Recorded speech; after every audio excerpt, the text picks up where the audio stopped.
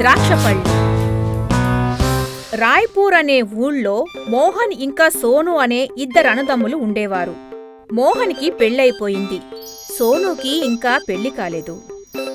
సోను, మా పిన్ని కూతురికి పెళ్లి సంబంధాలు చూస్తున్నారు. చాలా అందంగా ఉంటుంది. మీ ఇద్దరికీ పెళ్లి చేసేద్దాం అనుకుంటున్నాం. అయ్యో వదినా, పెళ్లి గిల్లి అయిపోతుందిలే. దానంతటికీ ఇప్పుడు తొందరేముంది, చెప్పండి. వయసు దాటిపోతే మమ్మల్ని ఏమనొద్దు మరి. నా స్మార్ట్ తమ్ముడు స్మార్ట్ పెళ్ళాం కావాలి. పద సోను, పొలానికి వెళ్లే టైం అవుతుంది. మోహన్ ఇంకా సోను ద్రాక్ష పంట పండించేవారు. ఇద్దరూ చాలా కష్టపడి పొలం దున్నేవారు. పొలంలో నీళ్లు పోసి తరువాత విత్తనాలు జల్లేవారు. 3-4 నెలలు ఈ విధంగా కష్టపడిన తరువాత పొలంలో ద్రాక్ష బాగా పండేవి. మోహన్ భార్య పొలానికి భోజనం తీసుకొస్తూ ఉండేది.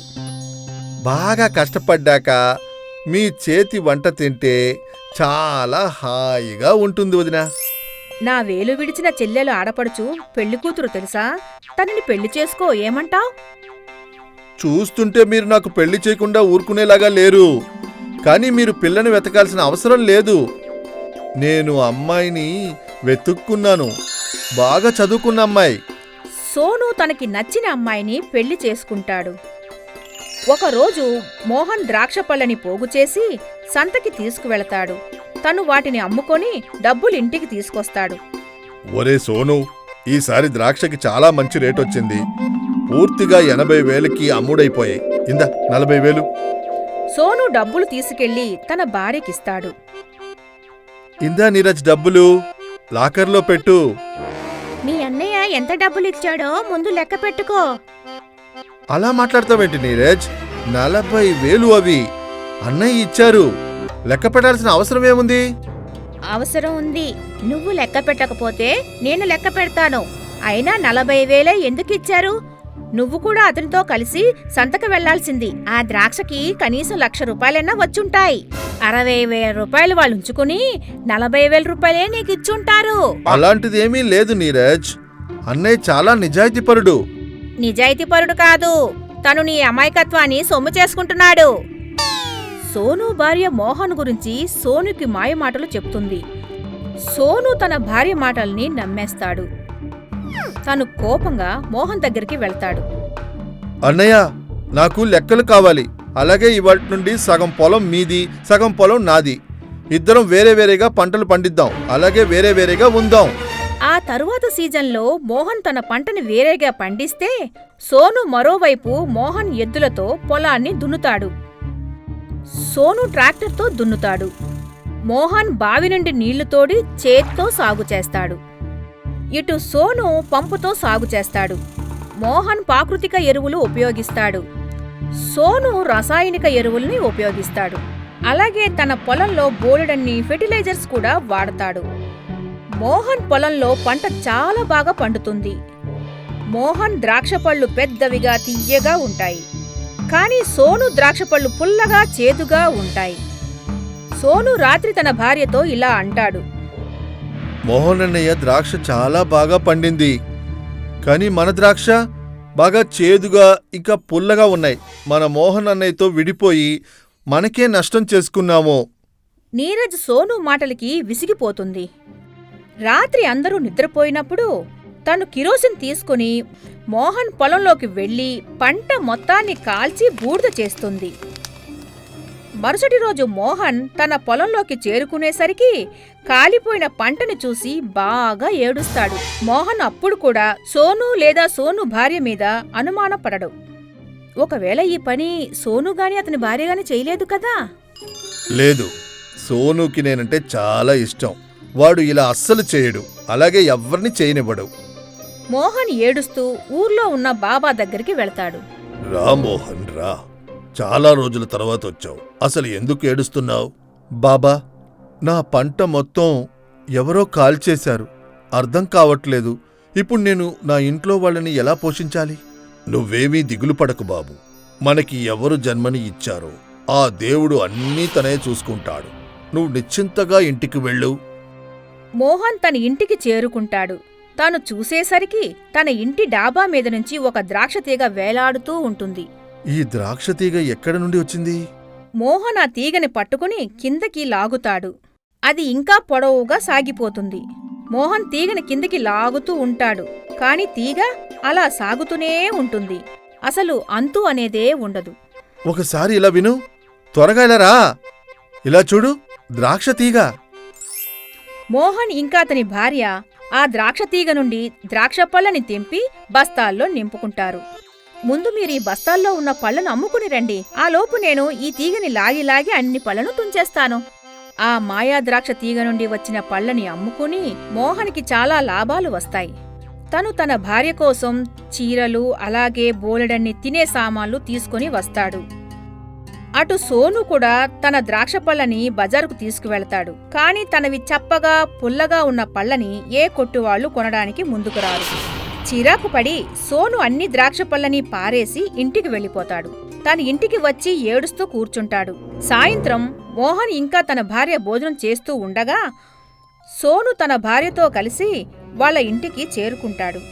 నన్ను క్షమించండి బావగారు, నేనే మీ పంటని కాల్చేశాను. మమ్మల్ని క్షమించండి అన్నయ్య, మా ఇంట్లో తినడానికి కూడా ఏమీ లేదు.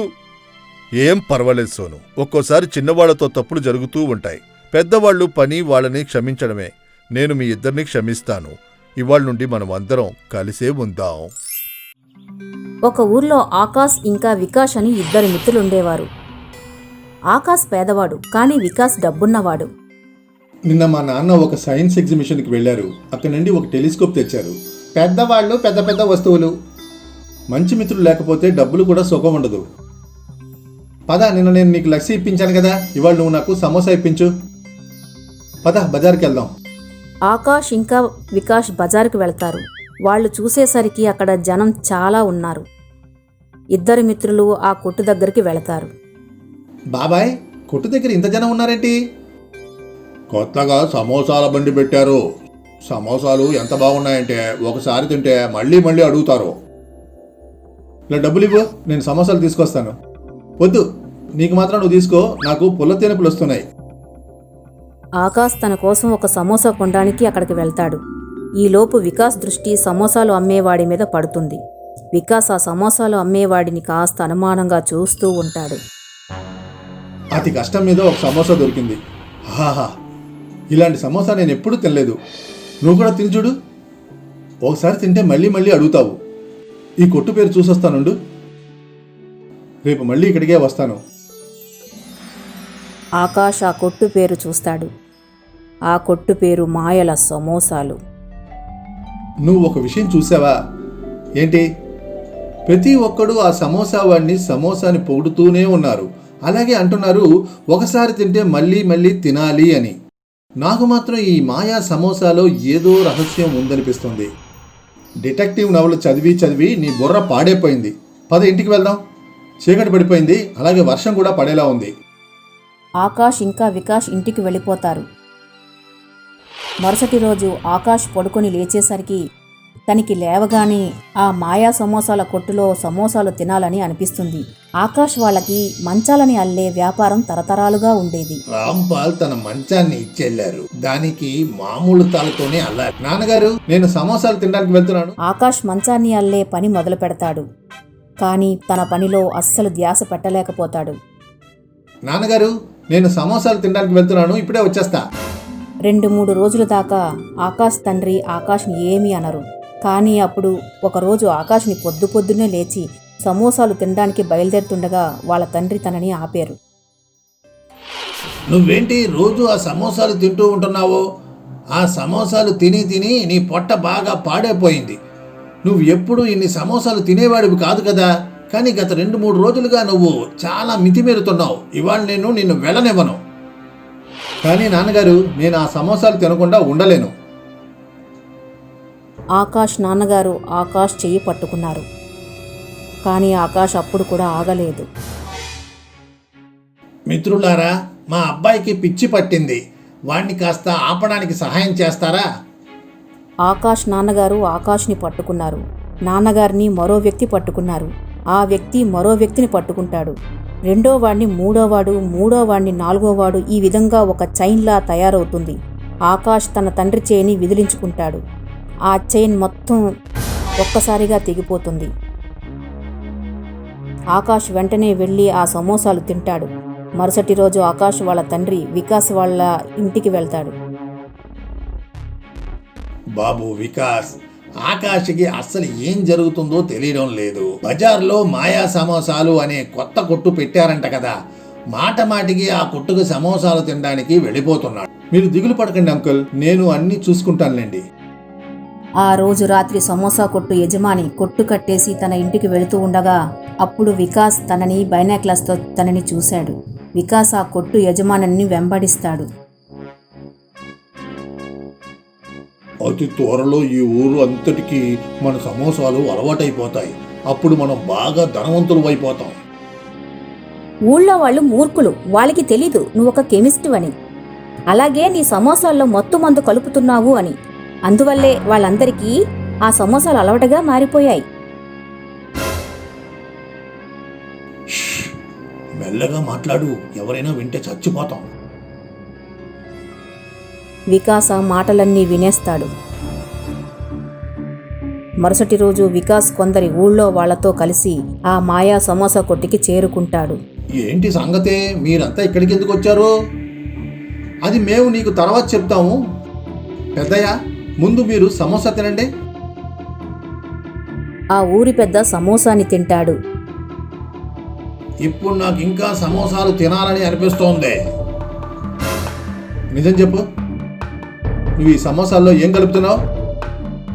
దుంపలు, కొద్దిగా మసాలా తప్ప ఇంకేమీ కలపను. మీరు తీసుకోండి. నిజం ఒప్పుకో, లేదా నిన్ను పోలీసులకు పట్టిస్తాను. పోలీసుల మాట వినగానే ఆ కొట్టు యజమాని భయపడిపోతాడు. తన తప్పులన్నీ ఒప్పుకుంటాడు. నన్ను క్షమించండి. నా అమ్మకాల్ని పెంచుకోవడానికి నేను సమోసాల్లో మత్తు మందుని కలుపుతున్నాను. దానివల్ల అందరూ నా సమోసాలకే బానిసలు అవుతారు. ఇక వాళ్ళు మాటి మాటికి వచ్చి నా కొట్లో సమోసాలు తింటూ ఉంటారు. వికాస్ వెంటనే పోలీసులకు ఫోన్ చేస్తాడు. పోలీసులు వచ్చి ఆ మోసగాడిని వాడిని పట్టుకుని వెళ్ళిపోతారు. అందుకే నేను మీతో అంటూ ఉండేవాడిని, బయట వస్తువులు ఎక్కువగా తినకూడదు అని.